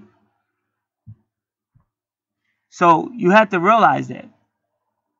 Because you want to be in a position where you're confident about yourself, confident about your life, and you're optimistic. I might be single today, but that doesn't mean I'll be single tomorrow. Because if not, you're going to go into this matrix and you're going to be upset about everything. You're going to be in some type of paranoia. Oh, I need my sugar daddy. Oh, I need my sugar mama. What have I? Instead of realizing it's a big universe. And sometimes opportunities are right there in front of you that you don't take advantage of because you're worrying about some crazy stuff that may happen but may not happen. So I'm from New Jersey. So it's more like, if it's supposed to happen, let it happen. But if you see that it's not happening, move on. Trust the universe. And sometimes, like I said, I talk about Angelica on my most recent video on the other channel. Because even Angelica said that. Sometimes you have to move on from your twin flame situation in order for it to happen. I just had a person I did a reading for. And she said, you're right. Almost as soon as I got ready to move on, he called me. That's the second person that told me that. Because a lot of people really believe it's going to go a certain way. And sometimes it does, sometimes it doesn't. So you never stop having common sense. And the universe recently spoke to me today about Steve Urkel, Myra, and Laura. Because here you go again. Laura was somebody who Steve wanted to be with. But if you really know about twin flames, it just seemed like Laura, like that Myra, was more the one he universally should have been with. Because that was unconditional love. See, universe, UN, and then unconditional UN, and then Queen Latifah from New Jersey, UNITY. But for some reason, he didn't see it that way. He'd rather be with Laura. But Laura really didn't want to be with Steve. Took a long time for that progression to occur. And that could also be twin flame. Because sometimes it takes a long time when they finally did get together. But the truth of the matter was, the person that seen the compliment see Steve to a fault was Myra. So this is all like twin flame soulmate stuff. But again, common sense tells you to pursue somebody who really, really wants to be with you. To pursue somebody who really, really cares about you. If that's what you want. Some people say, well, I don't need that. All I need is cash. I'm pursuing the one that's going to pay my bills. And that's their business if that's what they want.